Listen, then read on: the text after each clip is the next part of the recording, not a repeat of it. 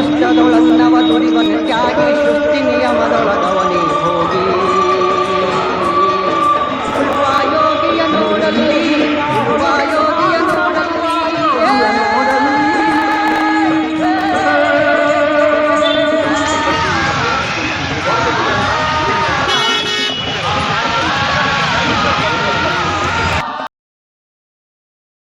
ಆದ್ರೆ ಇಲ್ಲಿ ಬಂದಿರೋ ಜನ ನೋಡಿ ತುಂಬಾನೇ ಖುಷಿ ಆಯ್ತು. ಹಾಗಾಗಿ ಜಾನಪದ ಕ್ರೀಡೆ ಉಳಿಬೇಕು, ರೈತರ ದಿನಾಚರಣೆ ಶಾಶ್ವತವಾಗಿ ಇರಬೇಕು ಅಂತ ಹೇಳಿ ಈ ಸರ್ಕಲ್ನಲ್ಲಿ ರೈತ ಸರ್ಕಲ್ ಅಂತ ಹೇಳಿ ಮಾಡಬೇಕು ಅಂತ ಹೇಳಿ ಎಲ್ಲ ಹಲವಾರು ವ್ಯಕ್ತಿಗಳು ಸಹಕಾರವನ್ನ ನೀಡಬೇಕು ಇದಕ್ಕೆ ಎಲ್ಲರಿಗೂ. ಹಾಗೇನೆ ಇಲ್ಲಿ ನಮ್ಮ ಪ್ರಭಾಕರ್ ನಾಯ್ಕರ್ ಅವರು ಚೆನ್ನಾಗಿ ಮಾತಾಡಿದ್ದಾರೆ. ಹಾಗೆ ರಾಜ್ಯಾಧ್ಯಕ್ಷರಾಗಿರ್ತಕ್ಕಂಥ ಚಿಕ್ಕನಗೌಡರಿಗೂ, ಆಮೇಲೆ ನಮ್ಮ ಷಣ್ಮುಖಣ್ಣವ್ರಿಗೂ,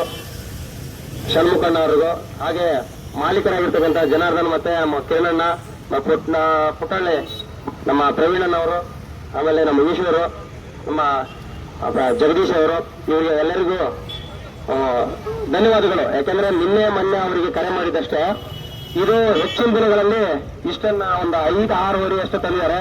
ಇನ್ನು ಮುಂದಿನ ದಿನಗಳಲ್ಲಿ ನಾವು ಹೆಚ್ಚು ಕಡಿಮೆ ಒಂದು 50 ವರೆನಾರು ಸೇರಿಸಬೇಕು.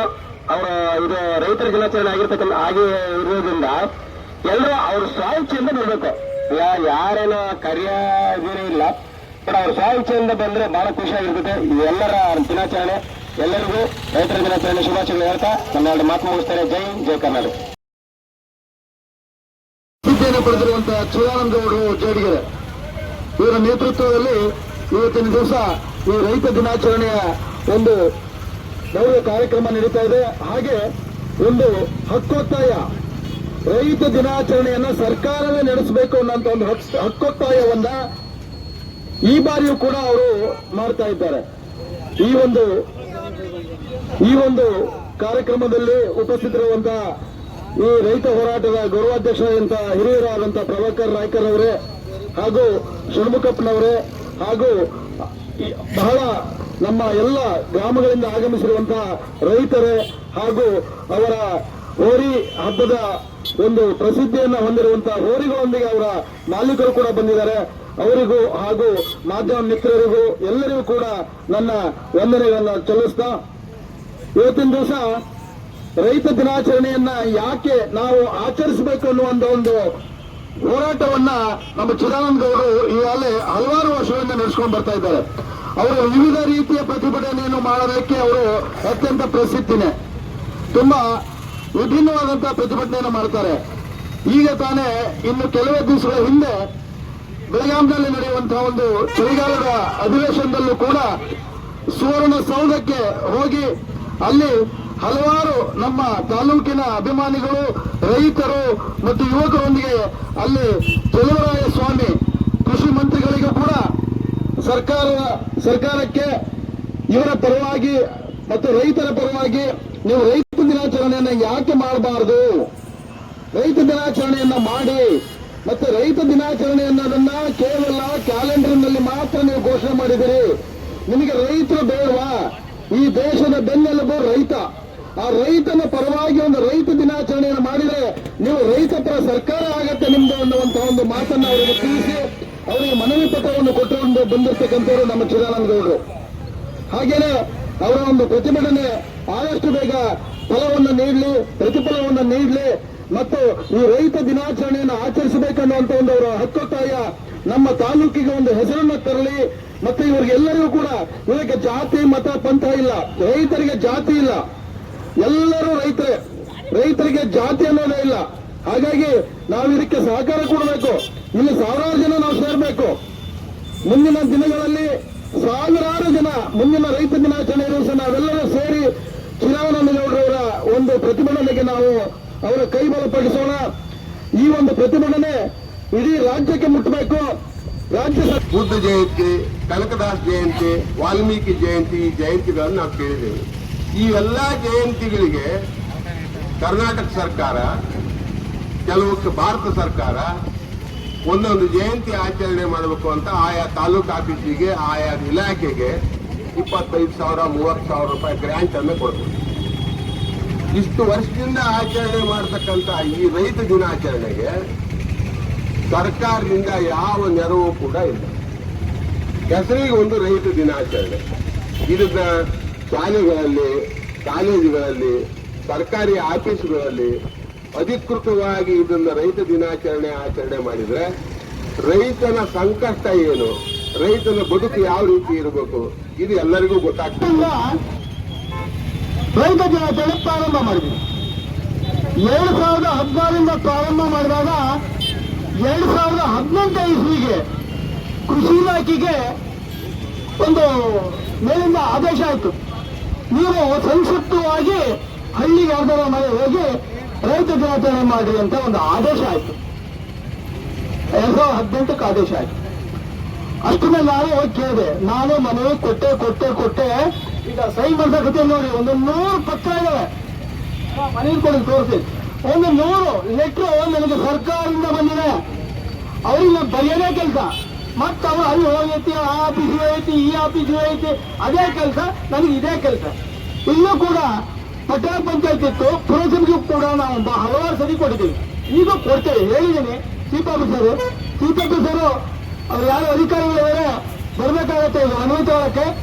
ಹಾಗೆಯೇ ಕೊಟ್ಟು ಸಾಕಾಗಿದೆ. ನಾನು ಹೇಳೋದು ಎಲ್ಲ ರೈತರ ಮಕ್ಕಳ MLAಗಳು, ಎಲ್ಲ ರೈತರ ಮಕ್ಕಳ MP ಗಳು, ಎಲ್ಲ ರೈತರ ಮಕ್ಕಳ ಅಧಿಕಾರಿಗಳು.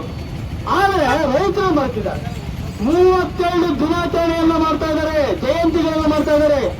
ಅದು ಓಟಿಗಾಗಿ ಯಾವ್ಯಾವ ಜಾತಿ ಐತಿ ನೋಡಿ, ಅದು ಎಷ್ಟು ಸ್ಟ್ರೆಂತ್ ಐತಿ ನೋಡಿ ಆ ದಿನಾಚರಣೆ ಮಾಡ್ತಾರೆ. ಬಿಟ್ರೆ ಈ ರೈತರ ದಿನಾಚರಣೆಗೆ ಜಾತಿ ಇಲ್ಲ. ಹಾಗಾಗಿ ಜಾತಿ ಇಲ್ಲದೆ ಇದ್ದಕ್ಕಾಗಿ ರೈತ ದಿನಾಚರಣೆ ಮಾಡ್ತಾ ಇಲ್ಲ. ಆದ್ರೆ ಇವರು ಏನಾದ್ರು ರೈತ ದಿನಾಚರಣೆಯನ್ನ ಮಾಡಿದಾಗ ರೈತ ಅವತ್ತೇನಾದ್ರೂ ಬಂದು ಇವರನ್ನ ಹಕ್ಕೊತ್ತಾಯ ಮಾಡಬಹುದು ಅನ್ನೋ ಉದ್ದೇಶಕ್ಕಾಗಿ ರೈತರನ್ನ ಬದಿಗೊತ್ತಿದ್ದಾರೆ. ರೈತರ ಬಗ್ಗೆ ಗಮನ ಇಲ್ಲ. ಇವತ್ತು ರೈತರ ಕಷ್ಟ ಎಷ್ಟಿದೆ ಅಂದ್ರೆ, ಬೆಳಗ್ಗೆ 5 ಗಂಟೆಗೆ ಎದ್ದೆ ಬಸವಣ್ಣಿಗೆ ಹುಲ್ಲು ಹಾಕ್ತಾ, ನೀರು ಕೊಡ್ತಾ, ಮಧ್ಯಾಹ್ನ ನೀರು ಹಾಕ್ತಾ, ಹುಲ್ಲು ಕೊಡ್ತಾ, ಸಗಣಿ ತೆಗಿತಾ, ಅವಕ್ಕೆ ಹುಲ್ಲು ಕೊಯ್ಕೊಂಡ್ಬರ್ಬೇಕು. ಪ್ರತಿ ಒಂದು ರಾತ್ರಿ 9 ಗಂಟೆಗೆ ಕೆಲಸ ಮಾಡ್ತಾನೆ. ಮತ್ತೆ ಇವ್ರು ಕೊಟ್ಟ ಕರೆಂಟ್ ಕೊಡ್ಲಿಲ್ಲ ಅಂದ್ರೆ ಮತ್ತೆ ಗದ್ದೆ ಹೋಗಿ 12 ಗಂಟೆಗೆ ರಾತ್ರಿ ನೀರು ಬಿಡ್ತಾನೆ. ಅಂತ ರೈತನಿಗೆ ಇವತ್ತು ಬೆಲೆ ಕೊಟ್ಟಿಲ್ಲ ಸರ್ಕಾರ. ಅದಕ್ಕೋಸ್ಕರ ನಾವು ಬೆಳಗಾವಿ ಹೋರಾಟ ಮಾಡಿದ್ವಿ. ರೈತ ದಿನಾಚರಣೆ ಮಾಡಬೇಕು ಅಂತೇಳಿ ಅಲ್ಲಿ ಬೆಳಗಾವಿ ಹೋಗಿ ಹೋರಾಟ ಮಾಡಿ ಬಂದಿವೆ. ಇವತ್ತೆಲ್ಲ ನಮ್ಮ ಸ್ನೇಹಿತರು ಬೆಳಗಾವಿ ಹೋದರೆ ಇಲ್ಲೇ ಇದ್ದಾರೆ, ಅಲ್ಲಿ ಹೋಗಿ ಹೋರಾಟ ಮಾಡಿ ನಮ್ಮ ಕೃಷಿ ಮಂತ್ರಿ ಅವರಿಗೆ ನಾವು ಮನವಿಯನ್ನು ನೀಡಿ ಬಂದ್ವಿ. ಆದ್ರೂ ಇಲ್ಲಿ ಬಂದಾಗ ಅಷ್ಟೇ ಹೆಲಿಕಾಪ್ಟರ್ ಬೊಮ್ಮಾಯಿ ಅವರು ಬಂದಿದ್ರು ಆನೊಟ್ಟಿಗೆ, ಆವಾಗೂ ಕೂಡ ಮನವಿ ಕೊಟ್ಟೇವೆ. ನಾವು ಕೊಡದೇ ಇದ್ದಿದ್ದೆ ಮನವಿ ಇಲ್ಲ. ಆದ್ರೆ ಇಲ್ಲಿ ಮುಂದಿನ ಸಾರಿ ಅವರಿಗೆ ಘೋಷಣೆ ಮಾಡದೇ ಇದ್ದಲ್ಲಿ ನಾವು ಇಲ್ಲಿಂದ ಉಗ್ರ ಹೋರಾಟವನ್ನು ಮಾಡ್ತೀವಿ. ಹೋರಿ ಹಿಡ್ಕೊಂಡು ನಾವು ಬೆಂಗಳೂರಿಗೆ ಅಧಿವೇಶನ ನೀಡಬೇಕಾದ್ರೆ ಹೋಗ್ತೀವಿ. ಯಾಕಂದ್ರೆ ಹಂಗ್ ಮಾಡಿದಾಗ ಆಗಲ್ಲ. ಇವತ್ತು ನಿಜ ಹೇಳ್ಬೇಕು ಅಂತಂದ್ರೆ ನಾವು ಇವತ್ತು ಸ್ವಾತಂತ್ರ್ಯ ದಿನಾಚರಣೆ ಈಸೂರಿಗೆ ಹೋಗ್ತೀವಿ. ಯಾಕೆ ಹೋಗ್ತೀವಿ ಅಂದ್ರೆ ಈಸೂರಲ್ಲಿ ಒಂದು 5-6 ಜನ ಏಸೂರು ಬಿಟ್ಟರು ಈಸೂರು ಬಿಡಲಿ ಅಂತ ಹೋರಾಟ ಮಾಡಿ ಸ್ವಾತಂತ್ರ್ಯವನ್ನು ತೆಗೆದುಕೊಂಡರು. ಹಾಗಾಗಿ ನಾವು ಏನೇ ಮಾಡಿದ್ರು ರೈತ ದಿನಾಚರಣೆ ಬಿಡಲ್ಲ ಅಂತ ಈ ಸೊರಬ ತಾಲೂಕಿನಿಂದ ನಾವು ಒಂದು ದೊಡ್ಡ ಧರಣಿ ಮಾಡೋಕ್ಕೆ ವ್ಯವಸ್ಥೆ ಮಾಡ್ಕೊಳ್ತಾ ಇದ್ದೀವಿ. ಹಾಗಾಗಿ ನಾವು ದಯವಿಟ್ಟು ಇವತ್ತು ಎಲ್ಲರೂ ಬಂದು ಸಹಕರಿಸಿದ್ರೆ ಬಹಳ. ನಾನು ಕೇಳಿದೆ, ಬೈಕ್ ಅನಾಹುತ ಆಗ್ತವೆ, ಆಮೇಲೆ ಹೆಲಿಕಾಪ್ಟರ್ ಬೀಳ್ತವೆ, ಟ್ರೈನ್ ಬೀಳ್ತವೆ, ಕಾರ್ ಬೀಳ್ತವೆ, ಆಕ್ಸಿಡೆಂಟ್ ಆಗ್ತವೆ, ಅವೆಲ್ಲ ಬಂದ್ ಮಾಡ್ರಿ, ನಮ್ಮ ಹಬ್ಬನೂ ಬಂದ್ ಮಾಡ್ರಿ. ಹಾಗೆ ಇನ್ನೊಂದು ಮಾತು ಹೇಳ್ತಾ ಇದ್ದೀನಿ, ನಾವು ಮೊದಲಿಂದ ಕೇಳ್ಕೊ ಬಂದಿದ್ದು ಏನಂತಂದ್ರೆ 10 ಎಕರೆ ಜಮೀನಲ್ಲಿ ಕ್ರೀಡಾಂಗಣ ಕೊಡಿ, ನಮಗೆ ಕ್ರೀಡಾಂಗಣ ಮಾಡಿ ಅವತ್ತಿಂದ ಕೇಳ್ಕೊ ಬರ್ತಾ ಇದ್ದೀವಿ. ಇವತ್ತು ಕ್ರಿಕೆಟ್ ಆಡಕ್ಕೆ 700-800 ಕೋಟಿ ರೂಪಾಯಿ ಖರ್ಚು ಮಾಡಿ ಕ್ರೀಡಾಂಗಣ ಮಾಡಿ ವ್ಯವಸ್ಥೆ ಮಾಡ್ತಾ ಇದ್ದಾರೆ. ನಮ್ಮ ರೈತರು ಕಷ್ಟಪಟ್ಟು ಅವರು ತಿನ್ನ ಅರ್ಧ ರೊಟ್ಟಿ ಕೊಟ್ಟು ಹೊಲದಲ್ಲಿ ಊಟ ಮಾಡ್ಕೊಂತ ವ್ಯವಸಾಯ ಮಾಡ್ಕೊಂತ ಹೋರಿ ಹಬ್ಬ ಮಾಡ್ಲಿಕ್ಕೆ ಒಂದು ಕ್ರೀಡಾಂಗಣ ಇಲ್ಲ ಅಂತಂದ್ರೆ ನಾಚಿಕೆ ಆಗ್ಬೇಕು ನಮಗೆ. ಯಾಕೆಂತಂದ್ರೆ ಕ್ರೀಡಾಂಗಣ ಮಾಡಿದಾಗ ನಮ್ಮ ಯಾರಿಗೂ ತೊಂದರೆ ಆಗಲ್ಲ. ನಮಗೆ ನೀವು AC ಗಾಳಿ ಮತ್ತೊಂದು ಬೇಡ, ಮಣ್ಣಿನ ಕ್ಲೀನ್ ಮಾಡಿ ಒಂದು ಕಾಲುವೆ ಕೊಟ್ಟರೆ ಸಾಕು. ಎಂಟಡಿ ಕಾಲುವೆ ನಮ್ಗೆ ನಾವು ಮಣ್ಣಿಂದೀವೋ ನಾವು ಆ ತರ ಮಾಡಿಕೊಟ್ರೆ ಸಾಕು. ಅಷ್ಟು ಮಾಡಕ್ಕಾಗತ್ತ ನಿಮ್ಮ ಯೋಗ್ಯತೆಗೆ ಅಂತ ತಮ್ಮಲ್ಲಿ ಕೇಳಬೇಕಾಗಿದೆ. ಹಾಗಾಗಿ ದಯವಿಟ್ಟು ಈಗ ಮನವಿಯನ್ನ ನನ್ನ ಮಾತು ಮುಗಿಸ್ತಾ ಇನ್ನೂ ಬಹಳ ಮಾತಾಡೋದಿದೆ. ಆದ್ರೆ ಏನ್ ಮಾಡೋಕ್ಕಾಗಲ್ಲ, ಟೈಮ್ ಆಯ್ತು, ಬಸವಣ್ಣಗೆ ಬಿಸಿಲಾಯ್ತು. ಚೀಫ್ ಆಫೀಸರು ಬೇಗ ಬಂದ್ರೆ ನಾವು ಅವ್ರಿಗೆ ಮನವಿ ಕೊಡ್ತೇವೆ, ತಾವು ದಯವಿಟ್ಟು ಬರಬೇಕು ಅಂತ ಕೇಳ್ಕೊತೇವೆ.